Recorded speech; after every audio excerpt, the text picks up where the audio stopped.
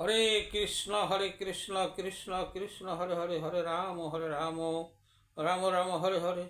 জয় গুরুদেবের জয়, জয় রাধা কৃষ্ণের জয়, জয় সকল সনাতনী সকল ভক্তদের জয়। হরে কৃষ্ণ।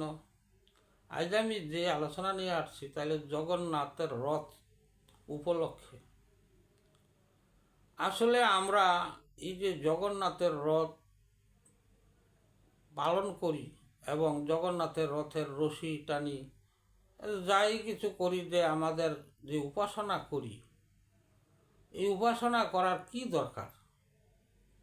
আসলে যদি জগন্নাথকে না চিনি, ভক্তিভাবে হয়তো করলাম, কিন্তু জগন্নাথ যে কে, এই ব্যাপারটা আমাদের আগে জানতে হবে। সে যে কৃষ্ণ, সেই জগন্নাথ, সেই গৌর হরি। এইভাবে যদি আমরা না বুঝি, তাহলে জগন্নাথ সম্বন্ধে আমরা জানতে পারি না। এই জগন্নাথের উৎপত্তি কোথায় থেকে, তা আমি একটু সংক্ষেপে আলোচনা করছি। ভুল ত্রুটি হলে ক্ষমা দৃষ্টিতে দেখবেন। স্কন্দ পুরাণে বর্ণিত আছে, বা স্কন্দ পুরাণ থেকে আমরা বুঝতে পারি যে জগন্নাথ কখন আবির্ভূত বা কীভাবে হয়েছিল। অবন্তী নগরে ইন্দ্রদ্যুম্ন নামে রাজা ছিলেন। রাজা ভগবানের ভক্ত। ওই সময় লোকে যে ভগবানের উপাসনা করত, তারা কিন্তু ধ্যানের মাধ্যমে ভগবানকে লাভ করতেন। রাজা ছিলেন খুব ভক্তিমান এবং সে ভগবানের ভক্ত, বিষ্ণু ভক্ত। রাজা মনে করলেন যে এই যে ভগবানকে উপাসনা করতে হাজার হাজার বছর উপাসনা করে ভগবানকে লাভ করা হয়, আমি এই রাজ্য চালায়া ধ্যানের মাধ্যমে এতদিন কিভাবে সে ভগবানকে আমি ধ্যান করব এবং আমি কিভাবে ভগবানকে লাভ করতে পারবো। তখন সে রাজ্য ছেড়ে চলে যেতে প্রস্তুতি নিল, কিন্তু রাজ্যের প্রজারা তাকে দিতে দিলেন না। যেতে না দেওয়ার কারণ হইল সে একরকম ধার্মিক রাজা। এরকম রাজা পাওয়া খুব দুর্লভ, তাই তার যাওয়া হলো না। কিন্তু ভগবানের পাওয়ার আকাঙ্ক্ষা তার রয়ে গেল। সে ভগবানকে পাওয়ার আকাঙ্ক্ষা করছিল যে যে নীলমাধব নামে ভগবান, তাকে পাওয়ার জন্য একদিন দৈবিক এক ব্রাহ্মণের বেশে রাজার নিকটে এসে বললেন যে তুমি তো নীলমাধব বা ভগবানকে পেতে চাও, এই লবণ সমুদ্রের তীরে নীলদ্রি পর্বত অবস্থিত, সেখানে নীলমাধব রূপে ভগবান বিরাজ করছেন। সেই পর্বতে কোথায় তাহা কিন্তু বলল না যে কোনখানে পর্বত, না বলে জানার আগেই সে ব্রাহ্মণ অন্তর্ধান হয়ে চলে গেলেন। রাজা রাজ্যের ব্রাহ্মণদেরকে সবাইকে ডেকে যে পাঠালেন যে নীলমাধব তোমরা খোঁজ করার জন্য। সবাই কিন্তু খোঁজ করলো, খোঁজ পেয়ে গিয়ে কিন্তু ব্রাহ্মণগণ সবাই ফিরে আসলো, কিন্তু ফিরে আসলেন না কে? তার রাজপুরোহিত বিদ্যাপতি নাম ছিল, সে আর ফিরে আসে নাই। এদিকে বিদ্যাপতি পর্বত ঘুরতে ঘুরতে এক সরোবরে সে উপস্থিত হলেন। সেখানে বাস করতেন নিম্ন জাতি, চার বর্ণের নিচু যারা, তাদেরকে বলা হয় নিম্ন জাতি। ব্রাহ্মণ, শূদ্র, বৈশ্য এগুলা নিম্ন জাতি না, কিন্তু এর নিচে যারা ভগবানকে চিনে না। আমরা কাকে নিম্ন বলি বা কাকে মূর্খ বলা হয়? যারা ভগবানকে চিনে না তারই কিন্তু এই জগতে মূর্খ। তারা নিজকেই চিনে আর এই জগতের সব কিছুই বুঝে শোনে, কিন্তু ভগবানকে চিনে না। সে যে ভগবানের পরম জিনিস তার ভিতরে, এবং যে আত্মাটা আছে এটা যে ভগবানের থেকে আসছে এই জিনিসটা সে বুঝতে পারে না। যাই হোক, বিদ্যাপতি এই ওইখানে গিয়ে পৌঁছাইলেন। তখন ওই সরবরের রাজা ছিলেন কিন্তু বিষম বসু, তার কন্যা ছিল ললিতা। যখন ওইখানে পৌঁছালেন, বিষম বসু বাড়িতে ছিলেন না, তখন ওই ললিতা ব্রাহ্মণকে সাদরে গ্রহণ করে তাকে আসন দিলেন, বসলেন।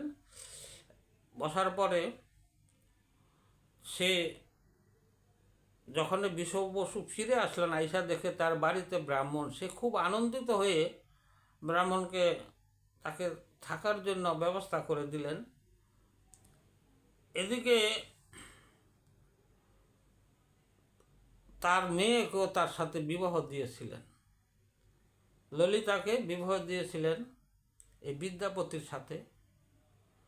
তবে বিষম বসু প্রতিদিন যে কোথায় থেকে আসে তার গায়ে এত সুগন্ধ, তখন এই সুগন্ধ পায়া তখন বলতেছে বিদ্যাপতি তার স্ত্রীকে যে তোমার বাবা কোথায় থেকে আসে, তার গায়ে এত সুগন্ধ। তখন বলল আমার বাবা নীল মাধবের পূজা করতে যান, তো ওইখান থেকে পূজা করে আসে। তোমার বাবার সাথে আমাকে একদিন নিতে বলতে পারবা? না আমি বলতে পারবো, কিন্তু বাবা এটা নিব না। বাবা এটা চায় না যে এর ছাড়া অন্য কেউ নীল মাধবের পূজা করুক। তখন সে সরবরের থেকে বলতে বলতে এই ললিতা বলতে বলতে বাবা বলল যে আমি তাকে নিতে পারি, তবে তাকে চোখ বেঁধে নিয়ে যাব আর চোখ বেঁধে নিয়ে আসবো, কিন্তু ওইখানে তাকে কেউ কিছু যেন দেখতে না পারে। তখন তাকে এই চোখ বেঁধে নিবে যে, তবু কিন্তু এই বিদ্যাপতি রাজি হলেন। তখন তার শ্বশুরের সাথে যখন যাওয়া শুরু করলেন, কিছু সরিষা নিয়েছিল, সরিষা পিছন দিয়ে ফেলতে ফেলতে চলে গেছে। যতক্ষণ পর্যন্ত নীলমাধব পর্বতে গেছে ততক্ষণ ওই নীলমাধব মূর্তির সামনে যাওয়ার পর্যন্ত সে সরিষা ফেলতে ফেলতে গেছেন। এদিকে যখন সে নীলমাধবের সন্ধান পাইলেন, তখন সে বাড়িতে আসলেন। আসার পরে সে ইন্দ্রদ্যুম্ন রাজার কাছে চলে গেলেন।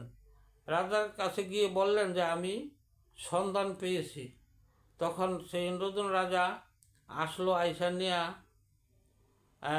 সেখানে যাওয়ার কি সন্ধান, তাকে তো চোখ বেঁধে নিছে, সে তো আর বোঝে নাই কীভাবে নিছে। ওই যে সরিষা ফেলেছিল, ওই সরিষা গাছ হয়ে গেছে।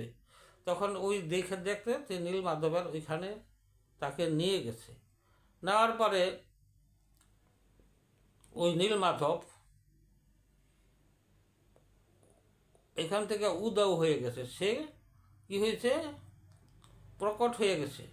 তখন রাজাকে বলল এই আমার রূপ আর তোমরা দেখতে পাবে না, আমি বৈকুণ্ঠে চলে গেছি। তবে পাইবে আমি কাঠ, নদীতে একটা কাঠ রূপে যাব, ওই কাঠটা তুলে নিয়ে তুমি আমার এই রূপ বা আমার আকারটা তোমরা তৈরি করবে। তখনই তোমরা এই জগন্নাথ বলে তাকে পরিচিত হবে, এই জগন্নাথ বলে পরিচিত হবে। তবে এটা তুমি তৈরি করে এই কাঠ দিয়ে এই বিগ্রহ তৈরি করো।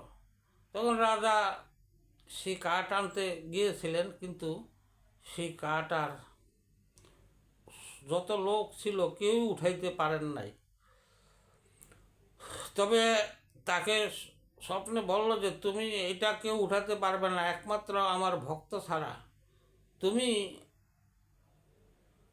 একটি কাজ করো, এই বিষম বসু রাজা যে নিচু জাত মনে করো, সে আমার পরম ভক্ত, তাকে আর তুমি ধরো, দুইজনে ধরলে তোমরা এটা নিয়ে যেতে পারবে। তখন তারা দুইজনে ধরছে, নিয়ে আসছে, আর শত শত লোকে কিন্তু আনতে পারে না। তবে কাঠাই না যখনে কাঠ নিয়ে আসলো, কাঠ নেওয়ার পরে এখন শিল্পী খুঁজতেছে যে কে এটা তৈরি করতে পারবো। যত শিল্পী আছে কেউ ওই কাঠে তার হাতুড়ি বাটাল দিয়ে কোনো কাঠ কিছুই করতে পারে না, কাঠে বসাইতেই পারে না। কাঠ এমনইভাবে শক্ত হয়ে রয়েছে, এটাকে কিছুই করতে পারে না, সবাই ফেরত গেল। হঠাৎ একদিন এক বৃদ্ধ আইসা, শিল্পী আইসা বলতেছে, তোমার এই কাজ আমি করে দিতে পারবো। কি বলো, এত লোক এসে ফেরে গেল আর তুমি এটা করতে পারবা? হ্যাঁ আমি করে দিব, তবে আমার শর্ত আছে। বলো। আমি যতক্ষণ কাজ করব ততক্ষণ আমার এই কোঠায় কেউ আসতে পারবে না, আমাকে আলাদা কোঠা দিতে হবে। তাকে একটা কোঠা দিল, সে কোঠায় বৈশা বৈশা সে এই জগন্নাথের বিগ্রহ তৈরি করতে শুরু করছে। আর বলছে যে আমি যদি যদি আমি না বলি তবে কিন্তু তোমরা আসবা না, আসলে আমি তা চলে যাব গা। এই বইলা যখনে গেছে তখনে তার এমন করতে করতে 7 দিন যায়, কিন্তু রাজা দেখে যে ওই বৃদ্ধর কোনো খোঁজ পাইতেছে না, সে কোনো হাতুড়ি বা কোনো টুকটুক শব্দ এগুলো পাইতেছে না। তখন বললে যে বৃদ্ধর কী অবস্থা, সে কি মারাই গেল না কি, কিছু বুঝতে পারি না। তখন দরজা খুলছে, খুইলা দেখে নাই। এই বিগ্রহ তখন অসম্পূর্ণ হয়েছিল। এই বিগ্রহ অসম্পূর্ণ হওয়াতে সে 3টা মূর্তি ধারণ করছিল, বলরাম, সুভদ্রা আর কৃষ্ণ। এই 3টা মিলা সে জগন্নাথের মূর্তি রূপে ধারণ হয়েছে। আর কলির যুগে বলছে, কলির যুগে এই জগন্নাথই জগতের নাথ। সে শুধু ভারতের যে নাথ এরকম না, যত পৃথিবীতে দেশ প্রদেশ যাই আসুক না কেন সবারই কিন্তু নাথ, তাই তার নাম জগন্নাথ। যেই জগন্নাথ সেই কৃষ্ণ। হরে কৃষ্ণ, এই হলো প্রচলন। তখন এই প্রচলনেই জগন্নাথের আমরা উপাসনা করে থাকি ভক্তিভাবে। আর জগন্নাথ কৃপা করে থাকেন, সে নিজে ইচ্ছা করে জীবকে কৃপা করে। এরকম ভগবান জগন্নাথের অনেক উদাহরণ আছে। যাই হোক, আমি আর দীর্ঘও করি না, আমি এখানে সমাপ্ত করলাম। যদি কোনো ভুল ত্রুটি হয় আমাকে ক্ষমা দৃষ্টিতে দেখবেন। হরে কৃষ্ণ কৃষ্ণ কৃষ্ণ হরে হরে, হরে রাম রাম রাম হরে হরে। জয় জগন্নাথের জয়, জয় জগন্নাথের জয়, জয় জগন্নাথের জয়। হরে কৃষ্ণ।